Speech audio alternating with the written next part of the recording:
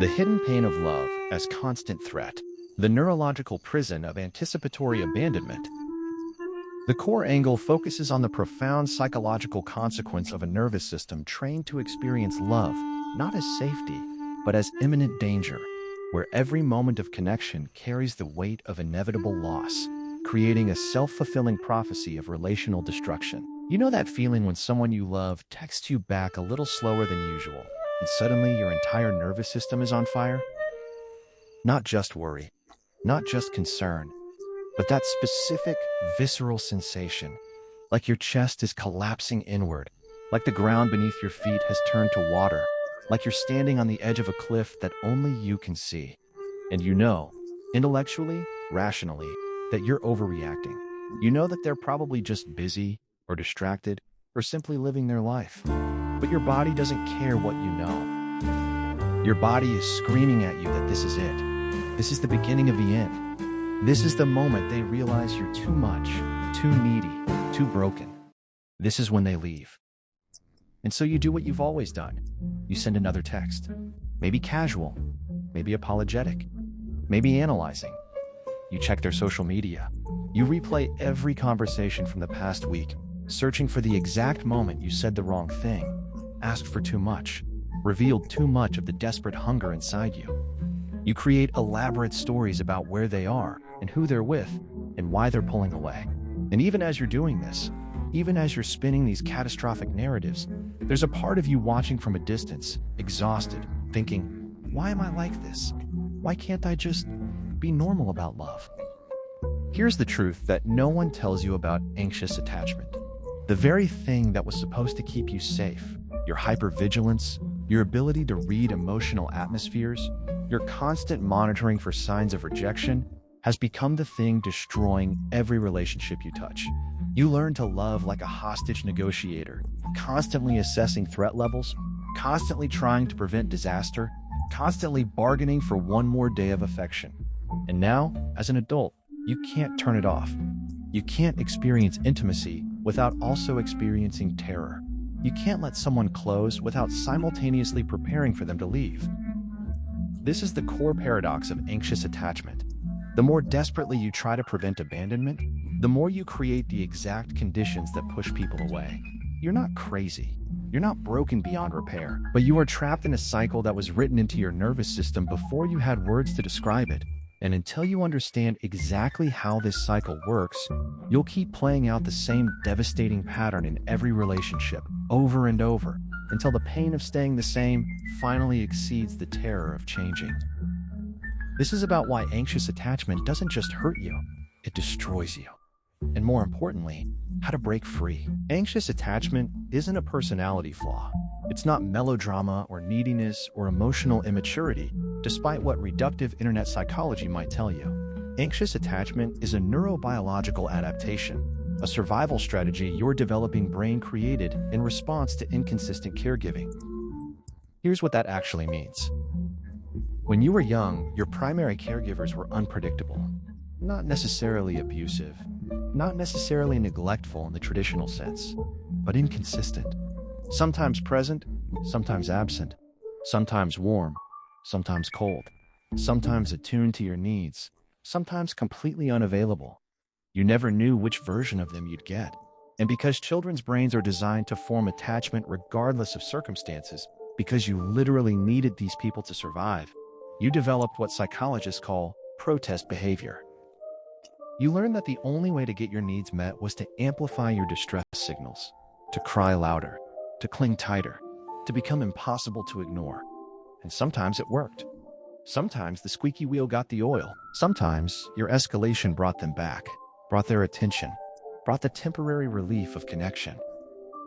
But here's the neurological rewiring that happened in those formative years. Your brain began to associate love with anxiety.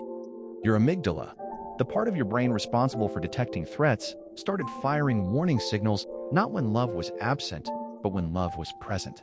Because presence always preceded absence. Connection always preceded abandonment. Safety always preceded danger. Psychologists call this learned anticipatory anxiety. Your nervous system became trained to scan for the early warning signs of withdrawal, to detect microscopic shifts in emotional availability, to predict abandonment before it happens so you could try to prevent it. Think of it like this. Imagine you're walking through a beautiful meadow, but beneath the grass, there are landmines. You can't see them. You don't know where they are, but you know they're there because you've stepped on them before. So you don't walk freely. You don't run. You move slowly, carefully, hypervigilantly, analyzing every step, every movement, exhausting yourself trying to avoid invisible danger. That's what your nervous system is doing in every relationship. That's what hyperactivation means in attachment theory. Your attachment system is constantly turned on, constantly scanning, constantly activated, never able to rest in the simple presence of another person. Dr. John Bowlby, the founder of attachment theory, observed that children with anxious attachment display what he called anxious-resistant behavior. They desperately seek closeness while simultaneously struggling to be soothed by it. They want the caregiver near, but proximity doesn't actually calm them because their nervous system has learned that proximity is temporary, that comfort is conditional, that love is something that can be withdrawn at any moment. And here's the devastating part. This pattern doesn't just live in your memories. It lives in your autonomic nervous system, the part of your body that operates beneath conscious control. Through a process called neuroception, coined by Dr. Stephen Porges and his polyvagal theory, your nervous system is constantly assessing safety and danger outside of your conscious awareness.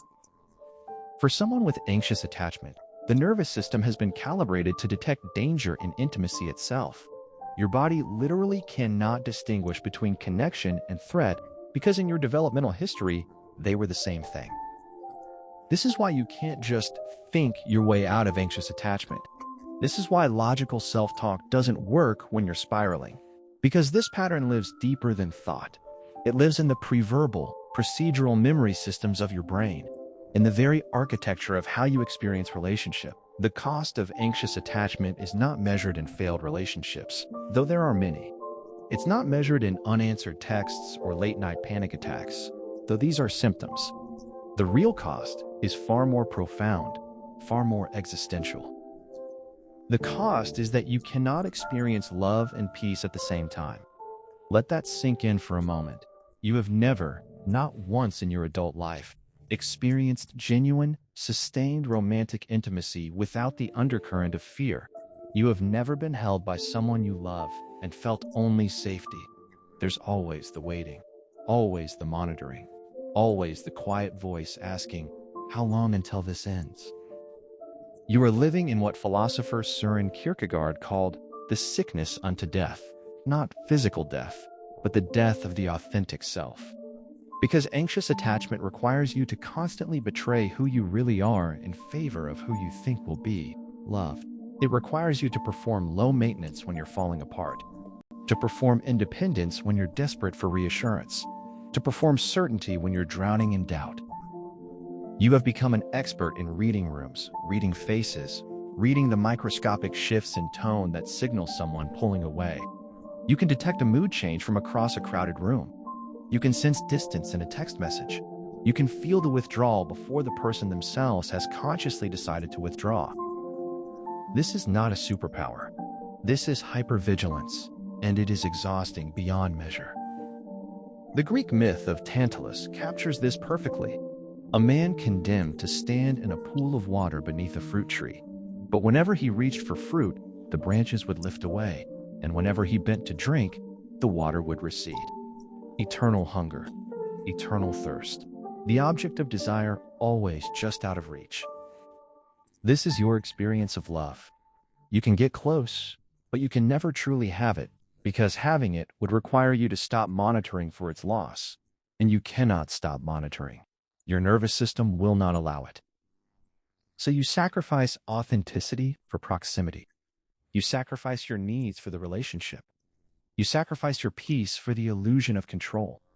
Because the core fear driving anxious attachment is not really abandonment, it's vulnerability.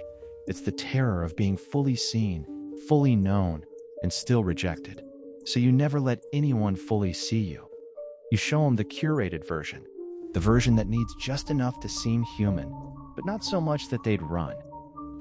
And here's the invisible grief that no one talks about. You are lonely inside your relationships. More lonely sometimes than when you're alone. Because at least when you're alone, you don't have to perform. You don't have to hide the need. You don't have to pretend you're fine when someone takes 6 hours to respond to your text. Carl Jung wrote, "Loneliness does not come from having no people around you, but from being unable to communicate the things that seem important to you." This is your existence, surrounded by people you love, desperately trying to connect, yet fundamentally unable to reveal the depths of your need because you know that your need is the thing that drives them away. So you love from behind walls. You love while simultaneously preparing for loss. You love while never quite believing you're loved back. And the exhaustion of this, the sheer energetic cost of loving like this, slowly destroys not just your relationships, but your belief that you deserve anything different. As an adult with anxious attachment, you don't just have relationship problems. You have a fundamentally different experience of reality. Here's what that actually looks like. You become an adult who cannot tolerate ambiguity. Silence is not neutral. It's a threat. Distance is not space. It's abandonment. A change in routine is not flexibility. It's evidence they're losing interest. You need constant reassurance, constant confirmation, constant proof that you still matter. And when you don't get it, when someone is vague about plans or doesn't text back immediately or seems distracted, your mind creates catastrophic narratives to fill the void. You'd rather have a painful story than no story at all, because uncertainty feels like death. You become an adult who confuses intensity for intimacy. You fall fast and hard. You idealize people in the early stages because the fantasy of them is safer than the reality. You mistake anxiety for chemistry, drama for passion. You tell yourself that if it doesn't hurt, it's not real love, because your nervous system has learned to associate love with pain. Calm relationships feel boring to you. Stable partners feel like friends, not lovers. You're addicted to the uncertainty, the push-pull, the cycle of rupture and repair, because that's the only kind of love you understand. You become an adult who self-abandons in relationships. You don't just compromise, you disappear. You mold yourself into whatever shape you think they want. You suppress your own needs, your own preferences, your own boundaries, because maintaining the relationship is more important than maintaining yourself. You become a chameleon, and then you resent them for not seeing the real you, the you that you never showed them. You become an adult who tests people constantly, not consciously usually, but you do it. You create small crises to see if they'll stay. You withdraw to see if they'll chase. You pick fights to see if they'll fight for you. You push them away to see if they'll come back. Because you don't trust words. You don't trust promises. You need behavioral proof over and over that they won't leave. And even when they pass your tests, it doesn't actually reassure you. It just buys you temporary relief until the doubt creeps back in. You become an adult who cannot rest in love. Even in the good moments, especially in the good moments, there's a part of you waiting for the other shoe to drop. When someone says, "I love you," you hear, "for now." When they make plans for the future, you think, unless they change their mind. You cannot be present in intimacy because you're already grieving its end. You experience relationships in past tense even while they're happening. You become an adult who overfunctions emotionally. You're the one who always reaches out first, always checks in, always initiates the difficult conversations, always does the emotional labor of the relationship. You've convinced yourself this is generosity, but really, it's control. If you're managing the relationship, you can prevent it from failing.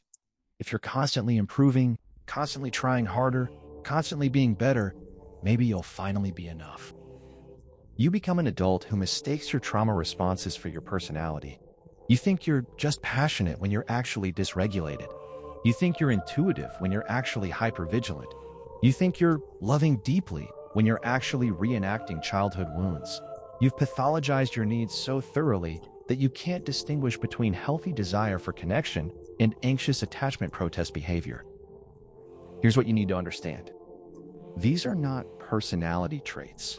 These are coping mechanisms.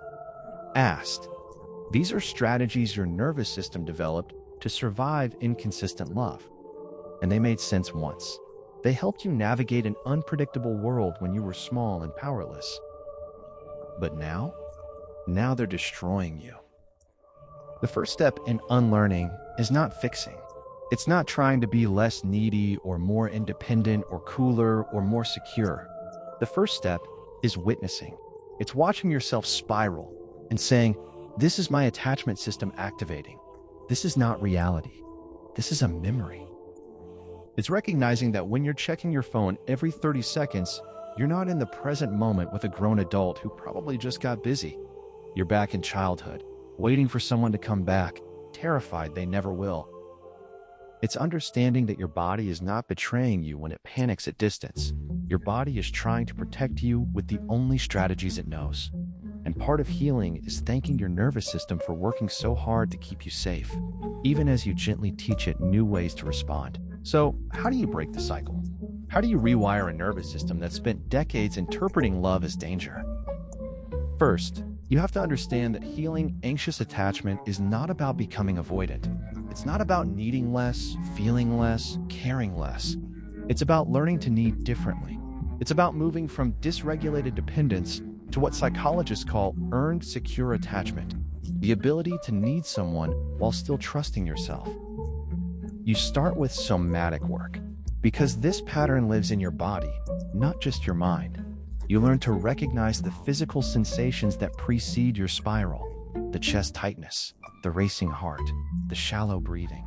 And instead of immediately reaching for your phone or creating stories or seeking reassurance, you pause. You place your hand on your heart.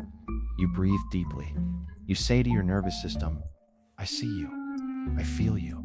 You're scared, but we're safe right now."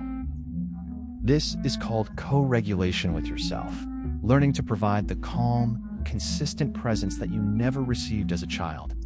It's slow work, unsexy work, but it's the foundation.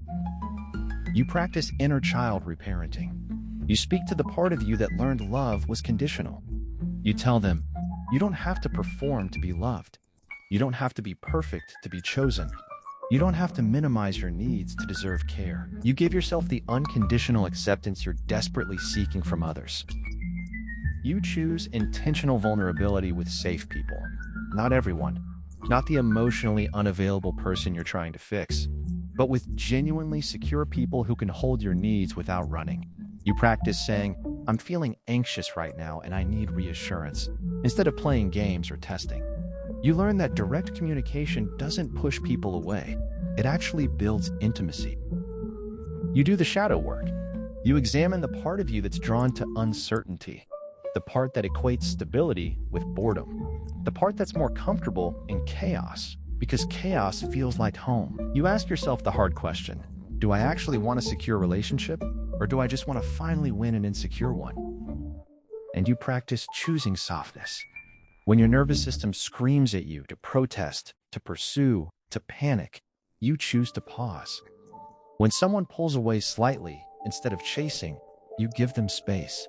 Not as a strategy, not to make them want you more, but because you're learning that your worth is not determined by someone else's capacity for intimacy.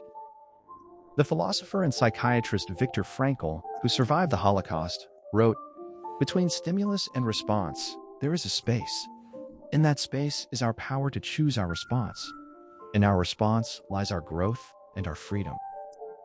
This is your work, creating space between the trigger and the response, between the fear and the action, between the old pattern and the new choice. Will it be uncomfortable? Profoundly. Your nervous system will interpret calm, secure love as dangerous at first. It will tell you that if you're not anxious, you don't care enough. If you're not vigilant, you'll be blindsided. If you're not constantly working to earn love, you'll lose it. But here's the truth that will set you free. The goal is not to stop needing. The goal is to stop abandoning yourself in the process of needing. Bastis. You are not too much. You are not broken. You are not unlovable. You are someone whose nervous system learned to associate love with fear. And that is not a character defect. It's an adaptation. And what was learned can be unlearned.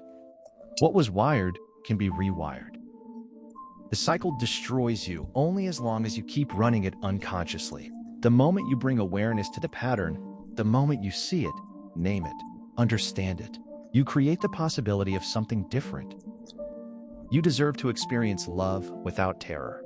You deserve to be held without calculating when it will end. You deserve to need someone and trust that they'll stay, not because you performed perfectly, but because you are inherently worth staying for. This is the work. This is the healing. And it starts the moment you decide that you're tired of destroying what you most want to keep. If this resonated with you, share it with someone who needs to hear it. Subscribe for more deep dives into the psychology of pain and the path to wholeness. Because the truth is, you're not trying to become fixed, you're trying to become whole. And wholeness includes all of you, even the parts that are still learning how to love without fear.